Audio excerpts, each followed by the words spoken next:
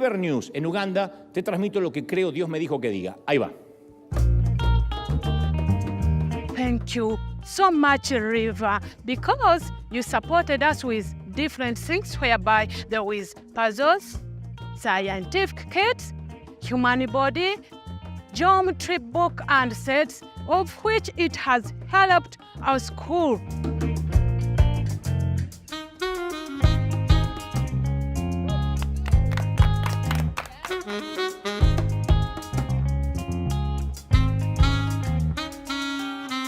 Thank you, River Arena, for supporting our education by giving us cheer to the system. We really thank you so much, River Arena. We love you.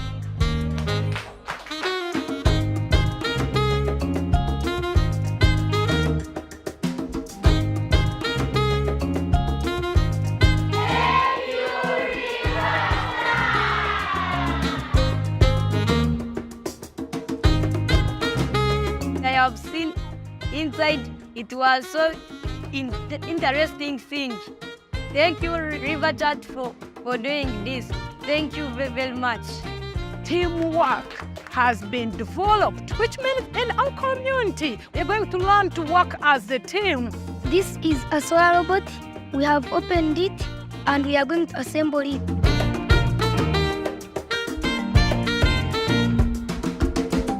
It is using the direct power from the sun. It goes direct to the engine.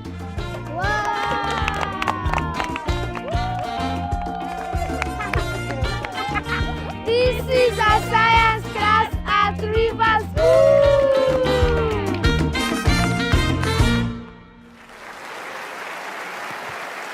Nos miran todos los chicos de ciencias, ¿eh?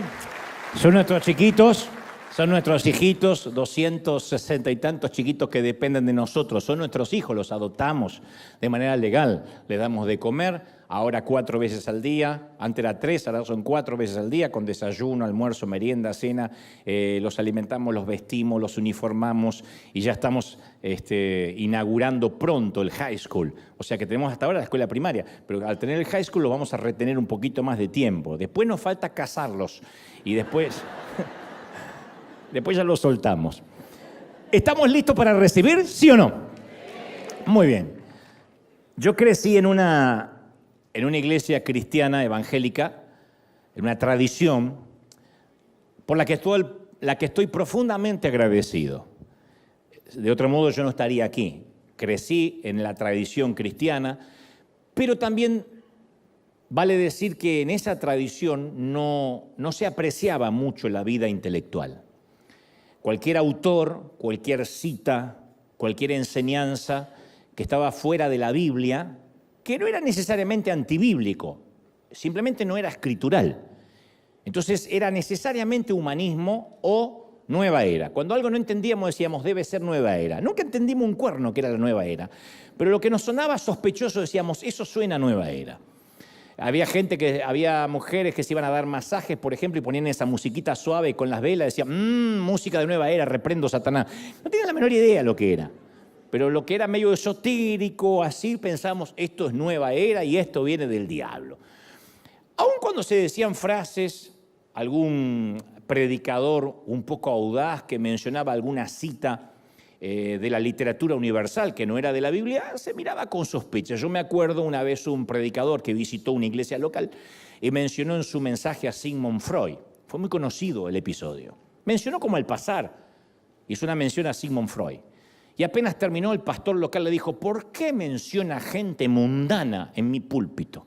¿Acaso no le alcanza la Biblia? ¿No le alcanzan los hombres y mujeres que aparecen acá? Y el caballero, el predicador, respondió, yo solo hice una mención a quien fue una de las mentes dominantes del siglo XX, un brillante neurólogo que ganó el galardón Goethe por su influencia sobre la lengua alemana, fue uno de los forjadores de la mente moderna. Y usted me dice que yo lo tengo que descartar, que no lo puedo ni mencionar, porque usted no puede mencionar un solo título de los libros que Freud escribió. Y luego dijo la magnífica frase épica que se hizo viral en ese entonces. Perdóneme, pastor, pero el estar más capacitado intelectualmente no me hace menos espiritual. Que sea intelectual no me hace un carnal. Entonces a veces uno sin querer tendemos a hacer de la ignorancia de la falta de preparación, del desdén, una virtud. Con eso de que Dios usa mulas, pensamos que todos somos mulas y somos el burro de Shrek y Dios nos va a usar. Porque uno dice, bueno, pero que Dios usa cualquier cosa, sí, pero eso no nos da la licencia de hacer de la ignorancia una virtud. Yo siempre suelo hacer énfasis que la neurogénesis, y esto lo hablé en muchas ocasiones porque es un tema recurrente y favorito, la neurogénesis nunca se detiene en el cerebro adulto. El cerebro es el único órgano que nunca deja de crecer. El cuerpo en un momento ya deja de crecer, se terminó el estirón. Así que los que son chaparritos perdieron la esperanza si pasaron los 30 años, ya está. Después uno pega diferentes estirones en la adolescencia, pero todo deja de crecer. Pero el cerebro nunca deja de crecer. El cerebro y las orejas de los varones. No sé por qué las orejas nos van creciendo como cocker. Yo siempre cuento que mi papá parecía Lassie y encima era sordo. Tenía las orejas así, papá, decía. ¿Para qué tanta oreja? Algún día cuando llegue al cielo le voy a preguntar por qué nos crecían las orejas los varones. No tengo la menor idea. Pero además de las orejas nos crece el cerebro. Va creciendo. En toda la creación no hay nada más misterioso que ese 1,5 kilos de materia gris que está alojada en el cráneo humano. Esa es la obra magna. Esa es la creación cumbre de Dios. Esa es la cereza del pastel. En mi país dirían, es la frutilla del postre. La cereza, es lo más complejo que tenemos. En líneas generales, en palabras simples, el cerebro consiste en 2 hemisferios conectados por 300 fibras nerviosas. 300 millones. El que tiene 300 tiene un problema. 300 millones fibras nerviosas. Y ambos hemisferios funcionan con una cronología y una tecnología y una ciencia que el hombre jamás podrá imitar como procesadores paralelos. Entonces el hemisferio izquierdo del cerebro es todo lo lineal, lo lógico. Aquí tenemos toda la parte matemática, las ciencias exactas, y la parte derecha es lo intuitivo, lo creativo. Algunos tienen más desarrollado la parte creativa, generalmente los diseñadores gráficos, los músicos, los que componen canciones, los narradores, tienen más desarrollada la parte derecha. Los que son más lógicos, que generalmente se dedican a la contaduría, a la abogacía, a ciencias más exactas, generalmente tienen más desarrollado el hemisferio izquierdo. Y Dios nos creó con la capacidad de seguir aprendiendo hasta el día que muramos. Los neurólogos calculan que la capacidad que tenemos los seres humanos de aprender algo nuevo nunca se detiene. Esto es cada segundo, de cada minuto, de cada hora, de cada día, de toda nuestra vida. No hay un momento en que uno dice, ya a los 70 no puedo aprender nada. A los 80 años la cabeza no me da. No, uno siempre es un músculo. Seguramente escuchaste la frase el síndrome del desuso, que originalmente se utilizó para describir el hecho que la negligencia física destruye nuestra salud. Todo es cuestión de usar o perder. Lo que no estás usando lo pierdes. Recibe esta palabra. Si vas por la vida y se te cae algo es porque no lo estabas usando, ¿no? Es el principio básico de la fisiología. Lo que no se usa se pierde, y así como los músculos crecen con el ejercicio físico, la mente crece con el ejercicio intelectual. Por eso dicen que cuando uno enseña, aprende. Esto me lo decía siempre Juan Carlos Ortiz, el pastor fundador de esta congregación. Me decía, yo cuanto más aprendo es cuando enseño, porque tengo que poner en palabras, articular con mi voz lo que tengo en la cabeza. De hecho, es una gran forma de estudiar, porque cuando uno dice, no me queda en la cabeza, uno tiene que decirlo en voz alta o tratar de explicárselo a alguien para que el concepto se fije. Entonces, cuando uno entrena el cerebro nunca detiene su neurogénesis. Y todo el tiempo se están realizando nuevas conexiones, nuevas, flamantes, de cosas que antes no pensábamos, de maneras de razonar que antes no teníamos.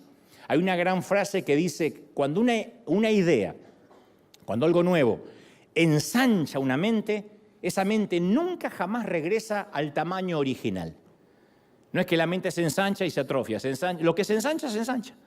Y si dejamos de usar cualquier parte de nuestro cuerpo, incluso la mente se empieza a atrofiar. Y cuando la mente se atrofia, en nuestro caso, nuestra adoración se empieza a volver vacía, abúlica, aburrida. Jesús le dijo a la mujer samaritana junto al pozo, ustedes los samaritanos sabe muy poco de aquel a quien adoran. No puso en tela de juicio si adoraba o no. Dijo, ustedes no conocen a quien adoran. De manera que esa adoración no es válida. Porque cuando adoramos con ignorancia, nuestra adoración está vacía. Entonces Dios no solo quiere que le adoremos, sino quiere que sepamos por qué le adoramos. ¿Qué hizo por nosotros? ¿Quién es Dios? San Juan 4:24 afirma, Dios es espíritu y quienes lo adoran deben hacerlo en espíritu y ¿qué? Y en verdad. O sea, uno no puede adorar de mentiritas. Uno no puede fingir que adora. Levantar la mano y cerrar los ojos podemos hacerlo todo. Actuar, actuamos. Pero adorar en espíritu y en verdad, uno necesita conocer a Dios. Pero siempre tenemos la tendencia a pensar que lo espiritual y lo intelectual son mutuamente excluyentes. O sea, que el alma y la mente son enemigas. Pero no son enemigas, no hay dicotomía. No es que si uno es intelectual deja de ser espiritual y si uno es espiritual necesariamente se hace ignorante. Porque un gran amor siempre nace de un gran conocimiento. Cuando uno conoce a alguien se enamora más o se enamora menos o se da cuenta que no está enamorado. Pero cuando uno se acerca a quien ama, a quien le parece que es atraído, después se enamora más. De otro modo es deslumbramiento. De otro modo es lo que se mal llama amor a primera vista. No, no es amor a primera vista, no existe. Es una atracción. Pero después el amor crece cuando uno va conociendo. Entonces, cuando uno conoce más a Dios, se enamora más. Cuando uno menos lo conoce, menos relación tiene, más cuesta amarlo porque uno no lo conoce. Y a veces hasta tiene una malformación de quién es Dios. Había un texto primario en Israel que se repetía 2 veces al día, que se llamaba la Shema, y que decía, ama al Señor tu Dios con todo tu corazón, con toda tu alma y con todas tus fuerzas. Corazón, alma y fuerzas. Esa era la repetición que tenían los judíos, el pueblo hebreo. Ama con tu corazón, alma y fuerzas. Esa es la esencia de la Torá. Átala a tus brazos, átala a la cabeza, ponla en los dinteles de la puerta, píntala en la entrada, repítela como lo primero a la mañana y lo último que repitas a la noche antes de irte a dormir. Transfiéreselo, díselo a tus hijos, a tus nietos. Pero alguien un día le pregunta a Jesús, ¿cuál es el más grande mandamiento? Y Jesús citó la Shema que todo israelita devoto conocía. Esto de amar a Dios con corazón, con fuerzas y con alma. Pero se nos escapa el detalle que Jesús le hace una enmienda. Una enmienda es un agregado a una ley. La quinta enmienda, la cuarta enmienda, si sabremos de eso en este país. Una enmienda es algo que se le agrega. Entonces esa enmienda que le hace a Jesús se lee en la versión de Mateo. Dice, ama al Señor tu Dios con todo tu corazón, con todo tu ser, y dice el Señor, y con toda tu mente. Hasta ahí nadie había incluido la mente. O sea, el Señor le añade la palabra mente, es Jesús quien se la añade. Él elevó el amor a Dios de la tercera a la cuarta potencia. Dijo, no dejes la mente. Y la mayor parte de los creyentes creemos o hemos creído que siempre ha habido un conflicto entre la ciencia y la fe.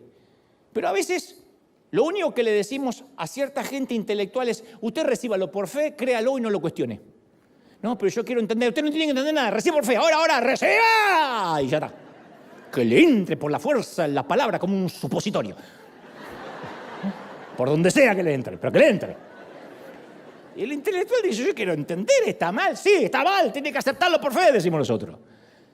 Pero nosotros nunca, a pesar de que hablamos así, nosotros nunca regresaríamos a la consulta de un médico que mira la placa de nuestro pulmón y dice, bueno, al parecer Dios permitió que aquí se desarrolle una mancha rara. Así que lo que le voy a recetar es que se vaya a su casa a orar. Regrese en 2 semanas, le sacamos otra placa para ver si Dios cambió algo. Ustedes dirán, no vuelvo más. ¿Por qué? ¿Dejamos de creer en Dios? No, seguimos creyendo en Dios, pero queremos un médico que comprenda el mundo natural de las causas y los efectos. ¿Para qué vamos a ir al médico para que se ponga a orar? Queremos un médico que tenga conocimiento, sí o no, sobre las funciones del cuerpo humano y que nos diga con fundamentos lógicos qué fue lo que causó esa mancha. Y lo más importante de todo, queremos un médico que conozca la manera de eliminar lo que sea esa mancha. No queremos que nos diga, vamos a estar orando. No queremos ni que un mecánico abra el capot del auto y diga, y déjemelo, le oro una semana y lo viene a buscar. No queremos eso. Y si no lo esperamos en la clínica del médico, si no lo toleraríamos con un mecánico, ¿por qué habríamos de esperar que la gente deje su cerebro en el bautismo? Que la gente deje de pensar, de cuestionar. ¿Por qué sentimos cierta molestia cuando alguien, algún familiar inconverso, alguien que no tiene nuestro peregrinar cristiano, quiere razonar? Y le exigimos que tiene que aceptar todo por la fe. Mira, lo creas o no, esto funciona. Es así. Literalmente es así. Hay cosas que funcionan por fe. Pero el Señor no dejó la mente afuera. No hay conflictos ni contradicciones entre la fe y la ciencia. Pero a veces, insisto, los cristianos tenemos cierto temor de que si alguien se dedica a estudiar demasiado, lo vamos a perder. Va a dejar de creer en Dios. El humanismo se le va a meter en la cabeza. Como si la comida tuviera más poder que la sal. Tenemos miedo que si nuestro hijo quiere estudiar psicología, no, a veces se nos vuelve loco y después empieza a orarle a Freud. No va a pasar eso.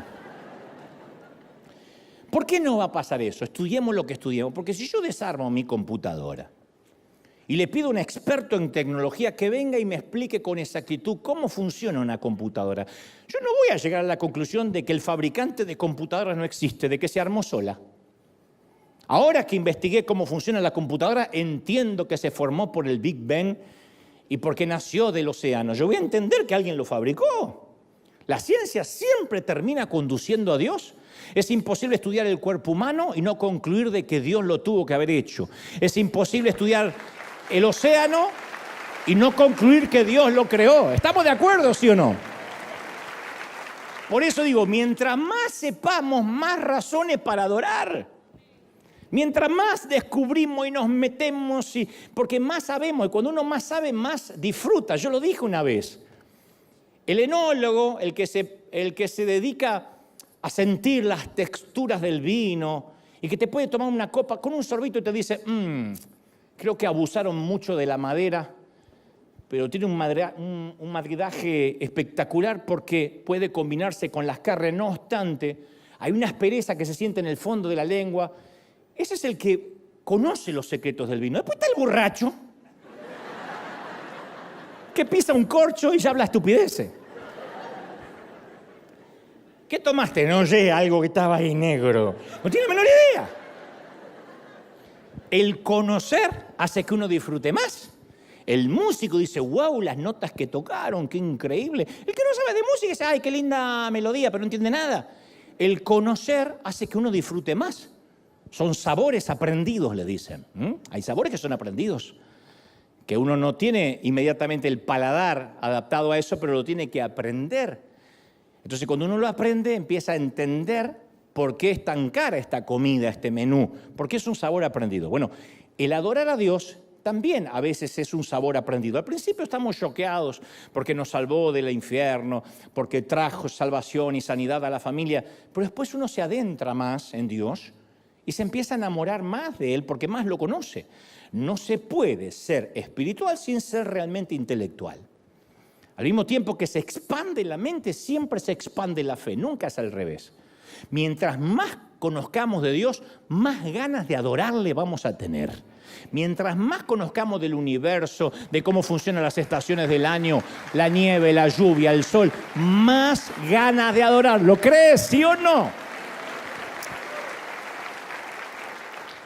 Dicho esto, quiero aclarar lo que significa ensanchar la mente. Dije hoy que cuando una idea ensancha una mente, esa mente nunca vuelve al tamaño original. ¿Qué es cuando hablamos ensancha tu mente? Bueno, hay una palabra que usamos mucho, que es la palabra educación, que yo la conté en alguna ocasión, que deriva de dos raíces en latín que juntas significan sacar hacia afuera. Eso es educación. Educación es sacar hacia afuera. Hay otra traducción que dice despertar la curiosidad. Eso debería ser la educación en cualquier país civilizado. Despertar la curiosidad de nuestros hijos o de los alumnos, quienes sean. Pero si analizamos las metodologías de nuestras escuelas, cualquiera pensaría que educación significa amontonar adentro, meterle la educación hasta que le entre. A este le va a entrar el cabezón. No es despertarle la curiosidad. Es desde hace poco que han descubierto los sociólogos de que si tu hijo, en una escala de calificación del 1 al 10, como se hacía en mi tiempo, tiene un 5 en matemáticas, pero siempre se saca de manera orgánica un 10 en castellano, significa de que hay que urgente ponerle un tutor y un profesor para castellano, no para matemática. Voy a decirlo otra vez porque dice, se equivocó. No me equivoqué. Si el chamaco se saca 2, 3, 4, en una escala del 1 al 10, en matemática, en todas las materias, pero en castellano se saca un 10, hay que identificar lo que orgánicamente él fluye y en eso hay que entrenarlo. Este chico tiene una inclinación al castellano. ¿Para qué lo vamos a hacer? Con un profesor que le enseña matemática, a lo sumo va a ser un matemático mediocre a la fuerza. Pero eso no pasaba. ¿Quién nos identificaba lo que queríamos ser cuando éramos chicos? ¿Quién decía, a este le gusta ser arquitecto? Tu abuela. ¿Vas a estudiar lo que tenga una salida laboral? Entonces, es ahora que empezaron a identificar cuál es el ADN de cada quien. ¿Cuál es la inclinación? El creativo necesita un tutor creativo, no que le metan lo que no le sale. Pero siempre uno dice, ya que no anda mal en matemática, le voy a poner un profesor de matemática. Bueno, en términos generales, para que pase la materia, para que no lo echen del colegio, sirve. Pero no es la solución al problema. Los programas académicos giran alrededor de meter conocimiento a la fuerza y no por despertar la curiosidad natural de cada quien, de qué viaja en tu ADN, qué viaja en tus genes, qué es lo natural. Algunas cosas son heredadas, otras cosas tienen que ver con el entorno de la casa. Y en el sistema educativo de nuestros días pensamos en la enseñanza como transferencia de información. Y los maestros se paran vertiendo información en el educando y lo evalúa solo por una cosa. ¿Cuál? ¿Puede repetir como cotorra lo que acabo de enseñar? Y así estudiamos, hasta el abecedario, las preposiciones, ante, bajo, cabe, con, contra, de, dentro, calla, hasta, para, por, según, sin, sobre, tras. No sabía un cuerno para qué servía eso, pero lo repetíamos. Entonces la pregunta número 1 de cualquier clase es, profesor, ¿esto que está enseñando lo va a tomar en el examen? ¿Y la respuesta qué es? No, no lo voy a tomar. ¿Para qué lo vamos a aprender si no lo va a tomar? Yo conté una vez que en la escuela primaria, perdonen que sea repetitivo con estas cosas, pero marcan mucho, el ejemplo viene a cuento. En la escuela primaria, lo primero que nos hacían dibujar era una casa. Dibujen una casa. Y yo dibujé mi casa. Mi casa era una casa obrera cuadrada. Dibujé mi casa, las 2 ventanas, la reja que tenía, y la maestra se acerca y dice, no, hijo, así no es una casa.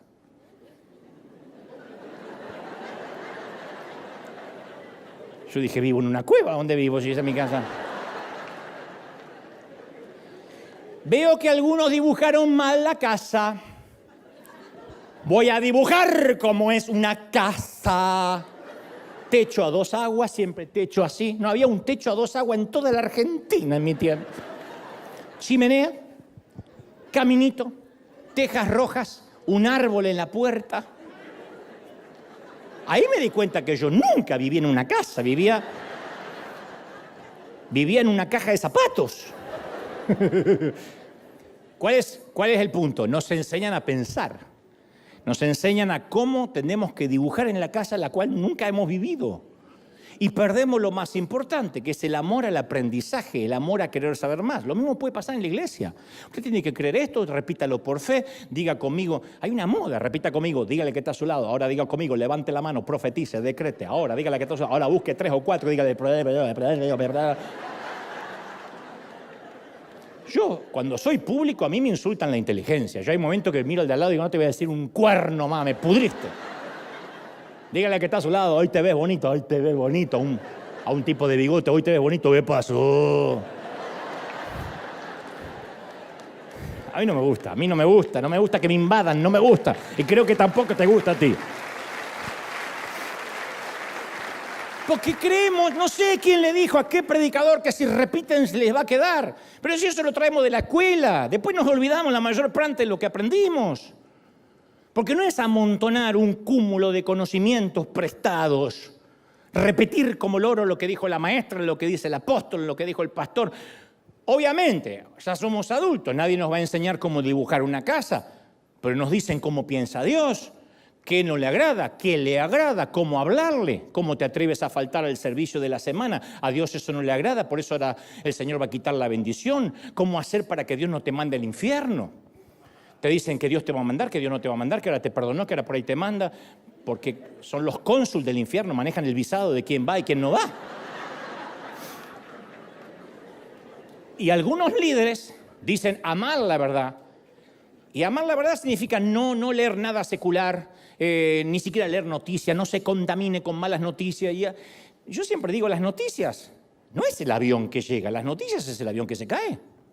Eso son noticias. Imagínate que prendes el noticiero y digas, hoy 300 aviones aterrizaron, Lupita, desde Washington, D.C. La noticia es se cayó un avión, bueno, entonces no hay noticias aéreas. Las noticias son las malas noticias, lamentablemente.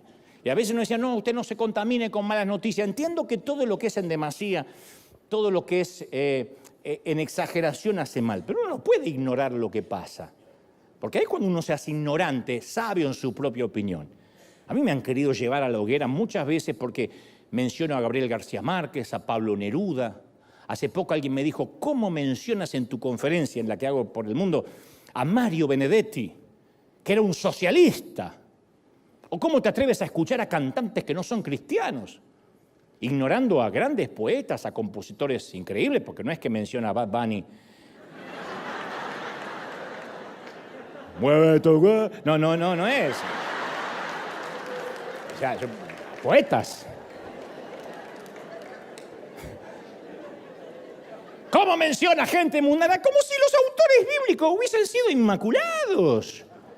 Y esto data desde hace siglos. Tertuliano era el padre de la teología latina y él se preguntaba, ¿qué tiene que ver Jerusalén con Atenas? Haciendo énfasis que lo teológico, tipificado, representado en Jerusalén, no debía mezclarse nunca con la filosofía intelectual de Grecia, que tipificaba a Sócrates, representaba a Platón, Aristóteles, ¿no? Entonces él decía, ¿qué tiene que ver Jerusalén con Grecia? Pero otros razonaron que si Dios pudo hablar a través de la burra de Balaam, no había límites para Dios, que la sabiduría podría fluir de donde y de quien sea.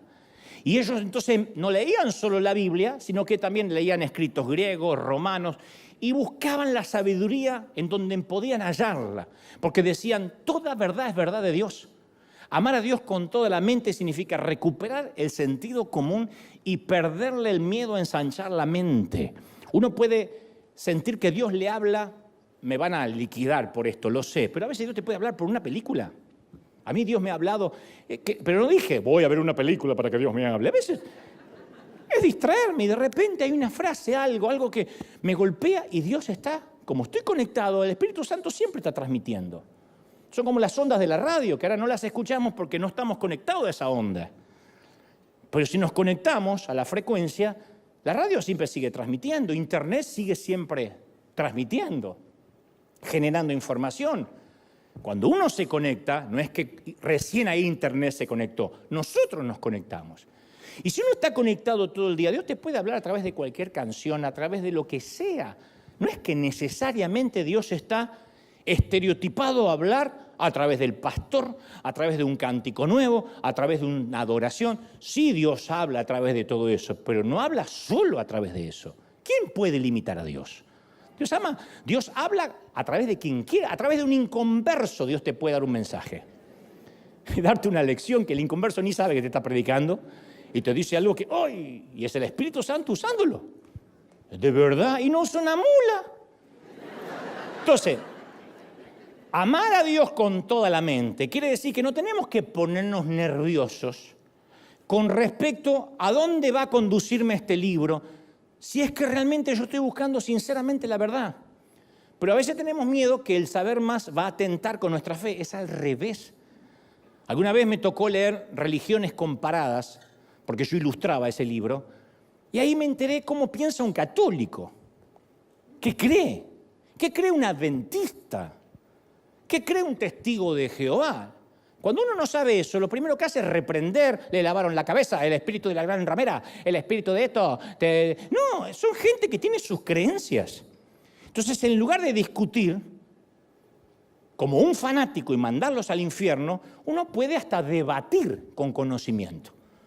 Cuando uno sabe en qué creen otras religiones, otras creencias, uno puede debatir. En Argentina hubo un presidente hace mucho tiempo en el regreso a la democracia, porque antes de eso había un gobierno de facto militar. El primer presidente de la democracia de Argentina, la democracia recuperada, se llamaba Raúl Alfonsín.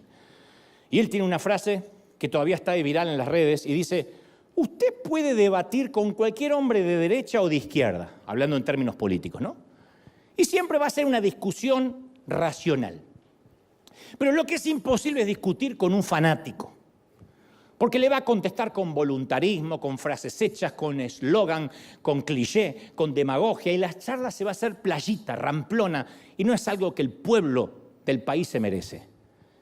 El fanático dice: no sé, te reprendo, diablo inmundo, te reprendo. Y ya está, es todo lo que dice. Porque el Señor nos dio la victoria, aleluya, aleluya, aleluya, el Señor nos dio la victoria, pero no puede debatir. Lo que le quedó es la frase que le hizo repetir el pastor 42 veces como loro, pero no puede debatir. Entonces, cuando no tenemos argumentos, solo nos queda reprender demonios. Al que piensa distinto es un hereje y lo mandamos al infierno y se acabó el problema. Y así no funciona.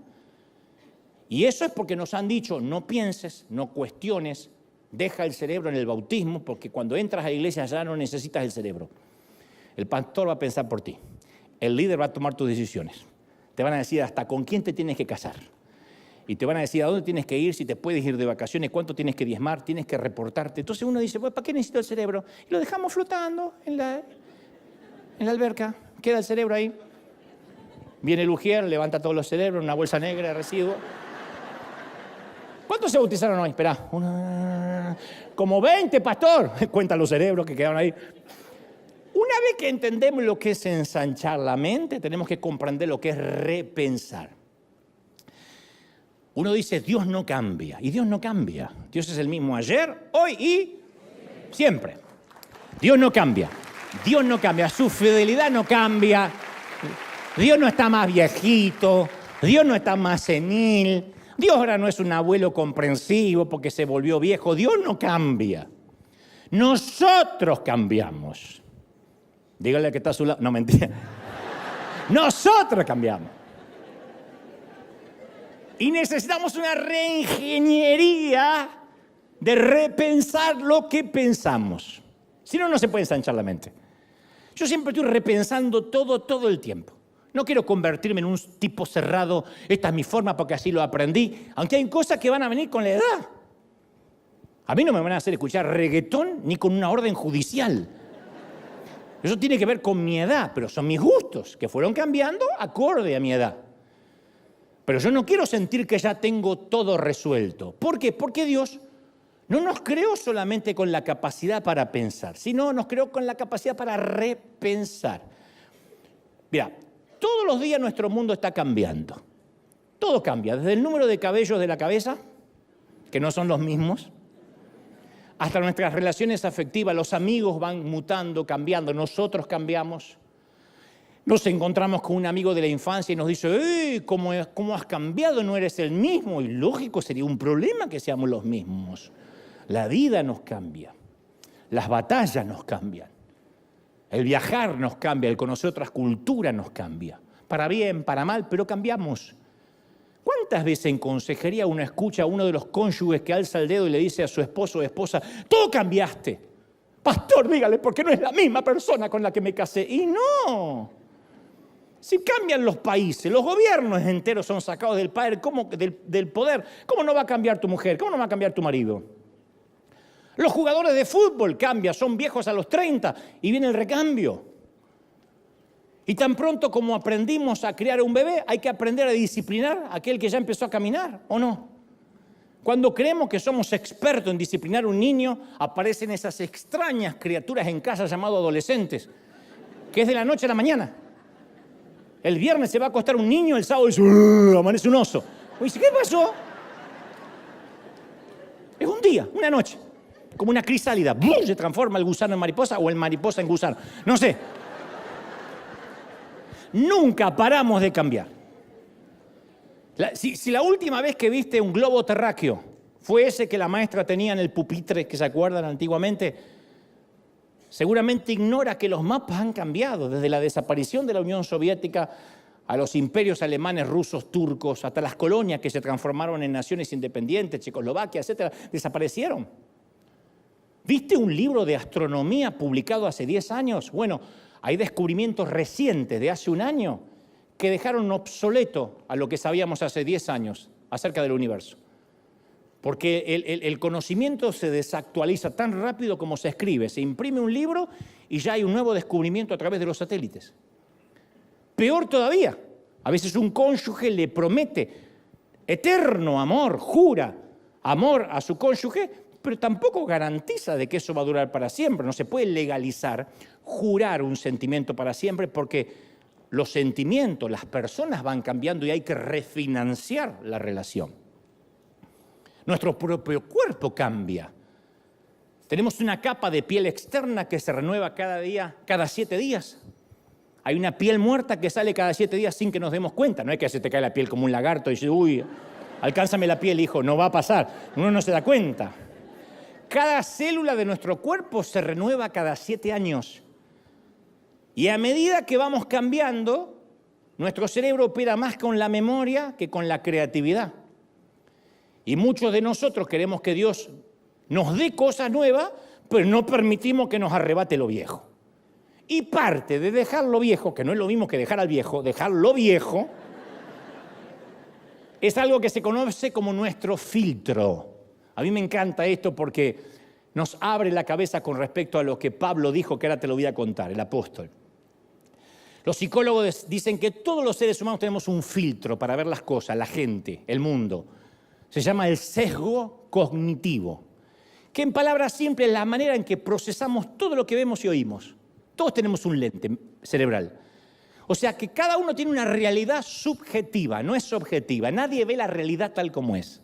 Cada uno lo mira conforme a su crianza, conforme a cómo está predispuesto a ver. Por ejemplo, puede que tengamos un jefe que hace los mismos comentarios de la misma manera referente a 2 empleados. Llama a los 2 empleados y les da una reprimenda a los 2. Uno lo recibe como una crítica justa, constructiva, y razona, qué bueno, me ayudó a ver cómo estoy haciendo mi trabajo. No me gustó que me dijera lo que me dijo, pero aprecio la retroalimentación porque a partir de ahora sé en qué tengo que mejorar. El otro está ofendido de muerte. Pero ¿quién se cree que es para hablarme? Este igualado, que me pague el sueldo, pero no es mi amo, no soy su esclavo. ¿Cuál es la diferencia? Si habló lo mismo el jefe. El filtro, el sesgo cognitivo de cada empleado. Lo más probable es que este último, ofendido hasta la médula, haya tenido un padre maltratador y ahora ve en cada figura de autoridad, ve a alguien que lo está maltratando otra vez, ve a través de ese lente. Otro ejemplo, 2 personas en el mismo servicio ahora, esta mañana. Uno llegó y dice, seguro que me van a lavar el cerebro y me van a tratar de sacar mi dinero, seguro. Yo lo conozco, me va a sacar mi plata. Otro dice, yo necesito una palabra que me recargue las baterías para toda la semana. Llega el mismo mensaje, el mismo servicio. El primero se va pensando, intentó lavarme el cerebro, pero no pudo, ni loco me saca $1. Mira la urna y dice, y se va. El segundo dice, era la palabra que necesitaba hoy. 2 personas al mismo servicio, diferentes percepciones. Siempre vamos a encontrar lo que estamos buscando. Siempre. Si yo digo, ahí viene la chismosa, la voy a ver chismosa. Uno encuentra lo que busca. ¿Por qué? Porque el filtro busca que reafirmemos lo que ya creemos. Esa es una realidad subjetiva. Yo busco algo que reafirme lo que ya creo. Por eso los legalistas se juntan con legalistas, los condenadores con los condenadores, los libertinos con los libertinos, porque buscan gente que piense como ellos, no toleran a alguien que piense distinto. Buscan gente que se mida a su filtro. Lo que difiere no son los hechos, ese es el filtro de cada bien. Ese sesgo cognitivo afecta nuestra relación con Dios, porque por lo general nuestra relación con Dios tiene que ver con nuestra relación que hayamos tenido con nuestro Padre terrenal Peor si no tuvimos padre terrenal o tuvimos un padre ausente.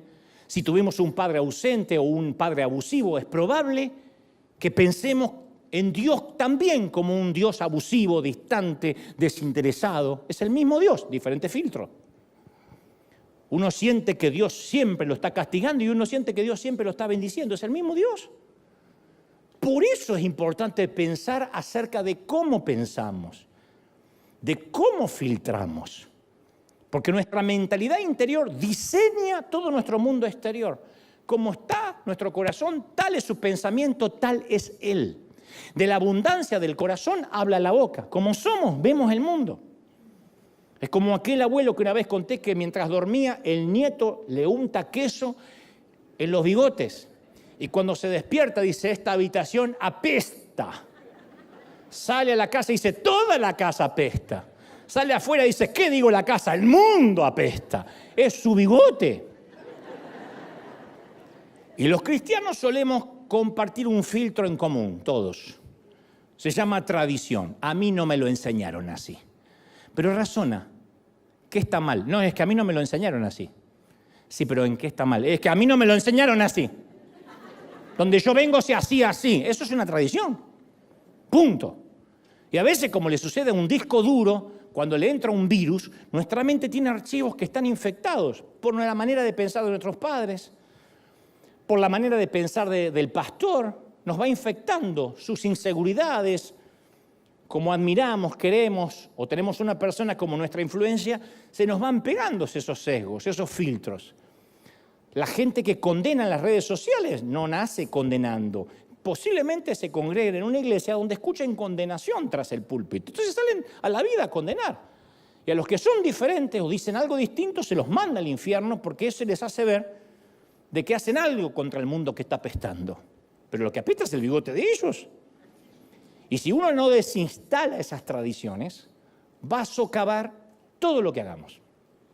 Todo. Dios quiere prosperarte y uno no puede prosperar porque tenemos el sesgo cognitivo de que hay que guardar para cuando no haya. Porque yo vengo de la pobreza. Todos, la mayoría venimos de la pobreza. Pero una cosa es ser pobre y otra tener mentalidad de pobre el resto de la vida. ¿Cuánta gente miserable y pobre tiene fortunas en el banco?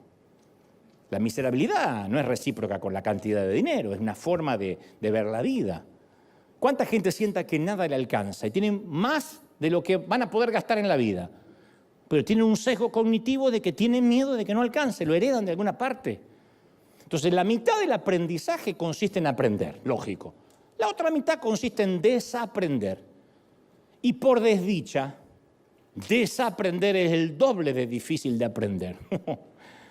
Yo no te cambio un público lleno de ateos por un público de pastores, por un público de teólogos. Porque el ateo es fácil, porque dice, a ver, sorpréndame. Y uno le puede predicar. El que ya cree que sabe, ¡oh! Los analfabetos del siglo XXI no son aquellos que no pueden leer y escribir, son aquellos que no pueden desaprender y aprender. ¿Vieron nuestros padres? Alguien debe tener un papá, una mamá, un abuelo que dice, ay, no, yo no entiendo el control remoto, no te prendeme la tele porque yo no entiendo. No entiendo estas cosas raras, prendeme. Pero mamá, te explico, no entiendo tantos botones, me pone nerviosa. No está, es una analfabeta tecnológica, no está dispuesta. No me anda el celular, no me anda, lo tienes que cargar, mamá. Ay, encima hay que mantenerlo. Y sí. No se olvida darle comida al perro y se olvida de cargar el celular. Entonces, una vez que aprendemos algo, nos cuesta horrores desaprenderlo. Una vez que creemos algo, ¡ay! Nos cuesta horrores dejar de creerlo. Porque la misma estructura mental que nos hace enseñables nos da el mismo potencial para hacernos no enseñables. Es más difícil sacar de la mente viejos pensamientos que poner pensamientos nuevos. Esa es la gran cautividad mental. Ese es el desafío que enfrentó Jesús. Si uno analiza las enseñanzas de Jesús, era un maestro, un profesor de desaprendizaje. El 80% de sus mensajes, oíste que fue dicho, mas yo digo. Él estaba desinstalando conceptos viejos, poniendo verdades nuevas. Ustedes han oído que se dijo, ojo por ojo, diente por diente. ¿Qué decía la gente así? Amén, amén. Por eso le volé un diente a esta vieja, porque me voló. Amén. ¿Quién no va a probar algo que se sabe? Pero yo digo, no resistan al que les haga mal. Si alguien le da una bofetada en la mejilla derecha, vuélvanle la otra. Ahí no había amenes. Ustedes oyeron que se dijo, ama a tu prójimo y odia a tu enemigo. ¿Quién no ama un versículo así? Odia al chino que te cruzó el auto. Odia al indio de al lado que no saca la basura. Odia al hispano de la migra. Odia, ¿o no? Amén, amén, odiemos, no, pero yo digo, amen a sus enemigos. Oren por su suegra. ¿Quién va a decir amén? Entonces, una mitad del crecimiento espiritual consiste en aprender lo que no sabemos. La otra mitad consiste en desaprender lo que creemos saber. Eso es lo más duro. La arrogancia hace que el cerebro se ponga rígido. No hay nada peor que hablar con un arrogante. Porque él cree como que sabe cómo piensa Dios, Dios le consulta con él y Dios le habla todas las mañanas y no hay manera de hablarle. La humildad permite que el cerebro se mantenga abierto, enseñable. ¿Cómo lo voy a saber todo? Capaz que hay cosas que no sé. Puede que esté haciendo cosas equivocadas. Puede que haya aprendido mal. Pablo escribe en Romanos 12:2, no se amolden al mundo actual, sino sean transformados mediante la renovación de la mente. Renovación de la mente. No dice conserven la mente intacta, renuévenla. Es la única forma, dice el apóstol, de comprobar la voluntad de Dios buena, agradable y perfecta. La buena voluntad de Dios, la agradable y la perfecta, renovando la mente. ¿Qué significa no amoldarse al mundo actual? Cuando él habla de no amoldarnos al mundo, en realidad está confrontando nuestras mentalidades. Hay un patrón de pensamiento, un filtro de tradición que se forma en nuestro interior.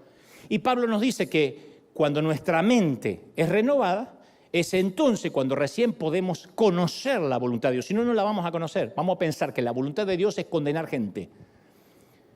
Porque la gente que ataca, la gente que denigra, la gente que chismea, cree que lo hace para Dios. Como en el tiempo de las cruzadas, cuando salían a matar cristianos. Ellos lo hacían pensando que lo hacían para Dios.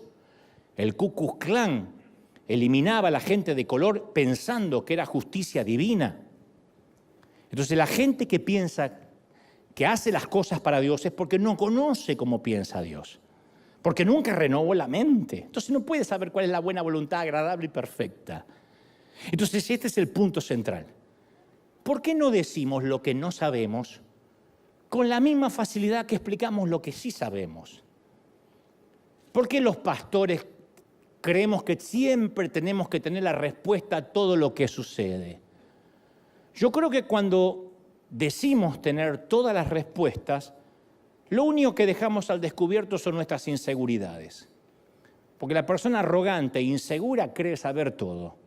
El que es seguro no pierde hombría ni pierde feminidad, según el caso, por decir, esto yo no lo sé. La verdad, desasname, no entiendo. Pero tenemos tanto miedo a perder nuestro rinconcito de la verdad que nos aferramos a nuestras doctrinas y las defendemos y atacamos al que piensa diferente.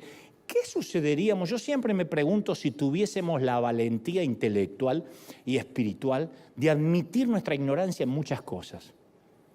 Pienso que una humilde confesión de, mira, no lo sé todo, garantiza más conversiones que nuestra mente cerrada. ¿Es así o no? No admiramos a alguien que dice, yo esto, la verdad que yo no sé. Había veces me preguntan, no lo escucho hablar del Apocalipsis porque no tengo tanta base para ponerme a hablar de la cuarta bestia, la novena, el noveno cuerno, la tercera suegra. No tengo. Posiblemente me metan en un lío. Esa ignorancia todos somos ignorantes en algo. O todo el mundo acá conoce arquitectura, o todo el mundo acá es astrónomo, o todo el mundo acá es médico. Todos somos ignorantes en muchas disciplinas, ¿o no? Bueno, vinieron todos los de Harvard hoy, pero al otro servicio vienen los ignorantes. Capaz que tengo más amenes. tenemos que admitir que no tenemos toda la respuesta. No sabemos por qué la gente piadosa también murió de COVID. ¿Por qué hay niños que tienen leucemia? Pero sí conocemos a aquel que conoce todas las respuestas y sabe por qué, aunque nosotros no lo sepamos. ¿Sí o no? Eso es lo que tenemos que hacer. Decirle, qué sé yo, habla con Dios. Si no te lo explicará acá, te lo explicará en el cielo. Pero durante años hemos tratado de ofrecer lo que nunca debimos ofrecer. Y durante mucho tiempo ofrecimos todas las respuestas. Venga que Cristo lo va a sanar. Y no hay que decir, te puede sanar, te puede no sanar. Venga que Cristo te va a prosperar. Cristo salva, sana, liberta y prospera. Nosotros teníamos un cartelito de eso. Mi papá se entregó al Señor allá en el año 1975 y permitió que en el garage de su casa colocaran un cartel que decía: Cristo salva, sana y liberta todos los días menos los lunes. Porque no había servicio ese día. Entonces, Cristo salva, sana y liberta todos los días menos los lunes. Los lunes te morías porque Cristo no te libertaba. ¿Qué es querer tener todas las respuestas? Bueno, si está enfermo es porque algo habrá hecho, algún pecado oculto. Por eso le vino esa enfermedad. Si no te sanaste, es porque te faltó fe. Encima que uno está sufriendo, te viene a tirar esa carga. Te faltó fe. Si te va mal, es porque dejaste de congregarte y saliste de la cobertura apostólica. Si no prospera, es porque hay una maldición que está sobre ti. Y luego un chinito se come un murciélago. Antes que haga la digestión, pone a todo el mundo a temblar de miedo con un virus que se propaga. Y quienes alegaban tener todas las respuestas tuvieron que encerrarse en la cocina de su casa porque esto era muy contagioso. No juzgo, obviamente, la prudencia ni las medidas sanitarias. Estuvo bien. Nadie les pidió que salgan a sanar gente. Lo decepcionante para todos fue cuando la gente notó que los pastores no teníamos todas las respuestas. Que ahora también había muchas preguntas y mucho miedo. ¿Por qué Dios permitió la pandemia? ¿Por qué permite la guerra? Ni idea, yo qué sé. Dios no nos mandó a tener toda la respuesta. Quiere que ofrezcamos una relación con el Padre a través de Jesucristo. Esa es nuestra tarea, ¿sí o no? Alguien tiene que decir amén. ¿Sí o no? Ahora sí, amén. Y esa relación es la respuesta a todas las preguntas. Entonces, conducimos a la relación con Dios y Él nos da las respuestas.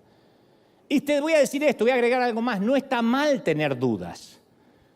Incluso si nuestros hijos, si tus hijos, pasan por un periodo que comienzan a dudar de Dios o cuestionan tu fe o la fe, no se trata necesariamente, en el 99% de los casos no lo es, de un demonio. No hay que orarle por las noches, no hay que ungirlo con aceite mientras duerme, no hay que agarrar esas canoas que se ponen las patas y ungirle la zapatilla. No. Lo mejor es decirle, hijo, entiendo que estés dudando, ya vas a tener tu propio encuentro con Dios. Eso te va a dar credibilidad. Y tu hijo va a sentir que eres un padre racional. No estoy hablando de un chiquitito que tiene que obedecer porque es chiquito. Estoy hablando de 15, 16, 17 años y empieza a cuestionar. Tienes que decir, está bien, yo no te pido que dejes el cerebro en el bautisterio porque yo no lo dejé. No espero que lo hagas. Yo fui criado en un hogar de padres cristianos.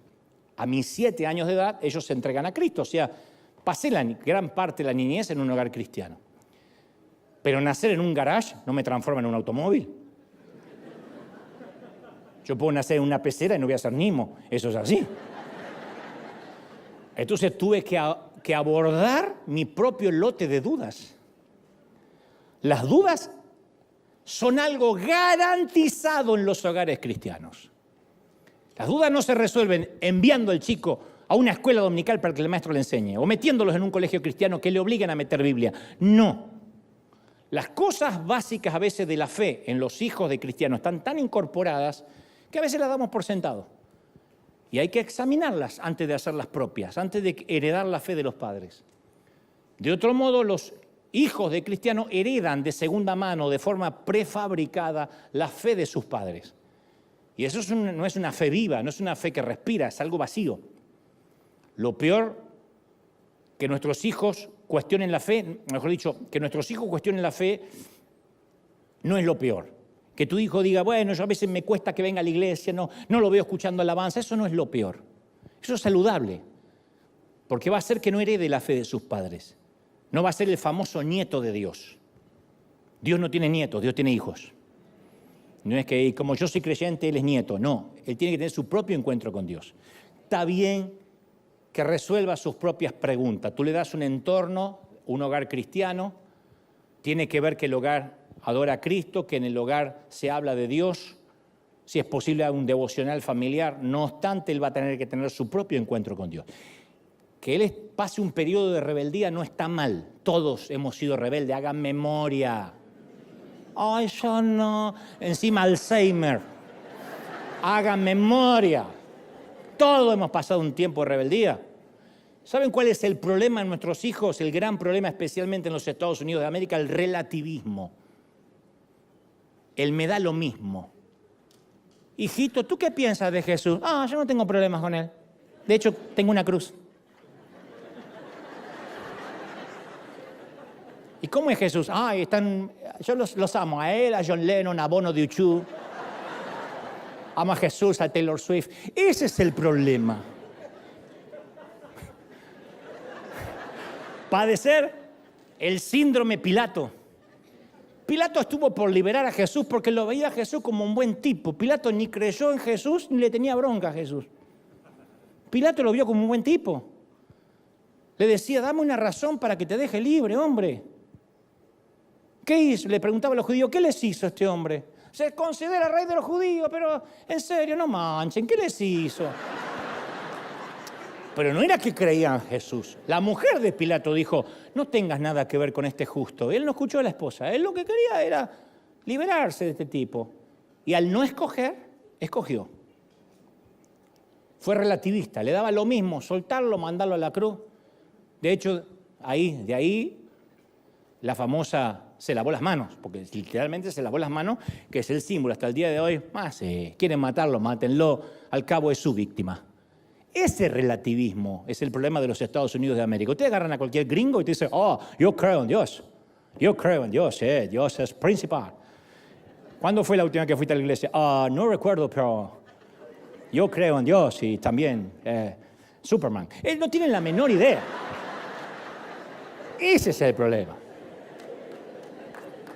Y nuestros hijos pueden contagiarse de eso y estar muy cerca de la cruz y lejos de Cristo. Por eso insisto, está bueno que en cierta etapa de sus vidas nuestros hijos comiencen a dudar de su fe. Porque siempre ese camino, yo te lo garantizo, los va a llevar a un encuentro con Dios. Hay que dar gracias por los Saulos de Tarso, porque tarde o temprano se caen, reciben una revelación y se transforman en guerreros del Señor. ¿Alguien lo cree, sí o no?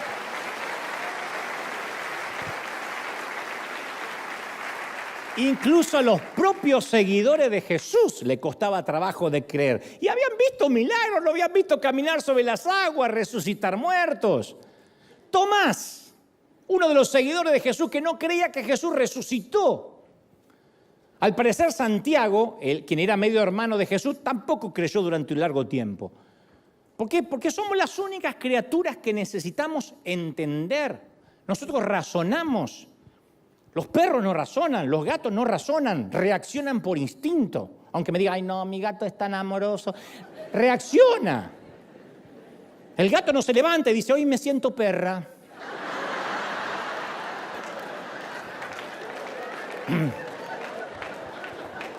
O el perro te mira, ojo, ¿cómo me llamas? Que hoy me autopercibo perre. Tampoco. Reaccionan. Nosotros somos que razonamos.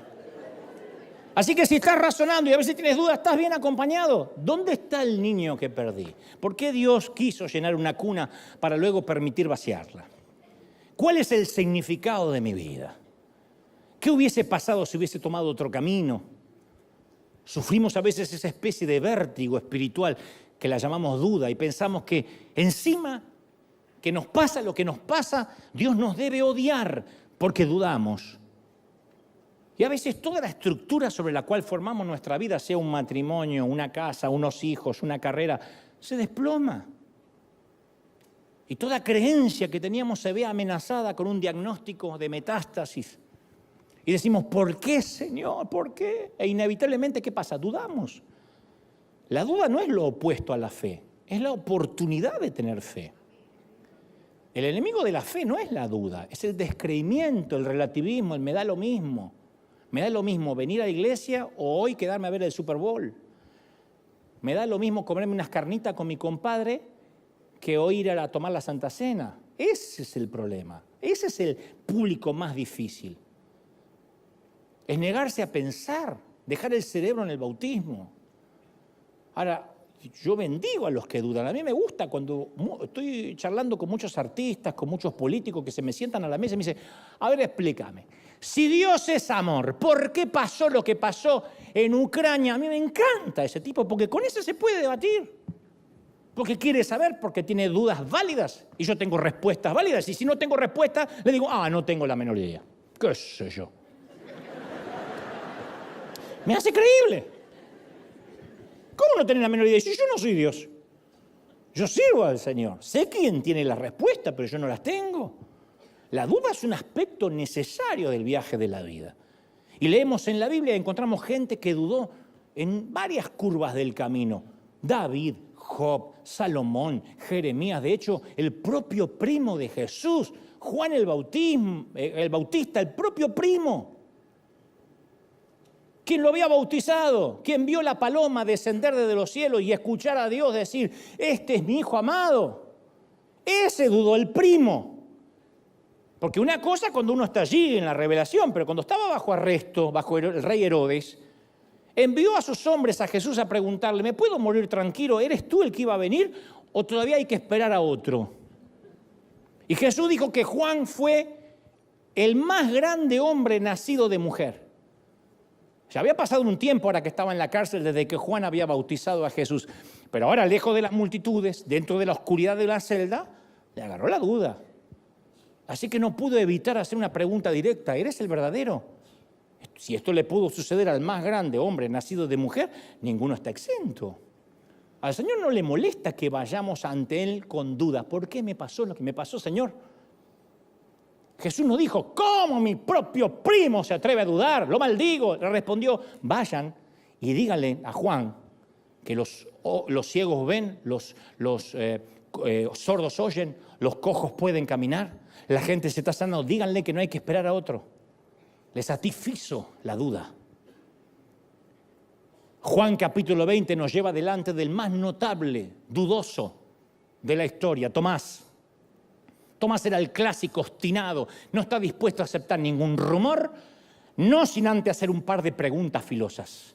En nuestro tiempo sería un abogado o un universitario. Y Jesús seleccionó a Tomás como uno de sus amigos más cercanos. Tal vez necesitaba un discípulo así, con mente difícil entre sus filas. Todas las organizaciones necesitamos a alguien así, que piense, no que digan, sí, pastor, sí, pastor, sí, pastor, sí, pastor, tírese un pozo, sí, pastor. A veces necesitamos pensar. No hay que rodearse de gente que diga siempre sí. Y hay una referencia a Tomás que lo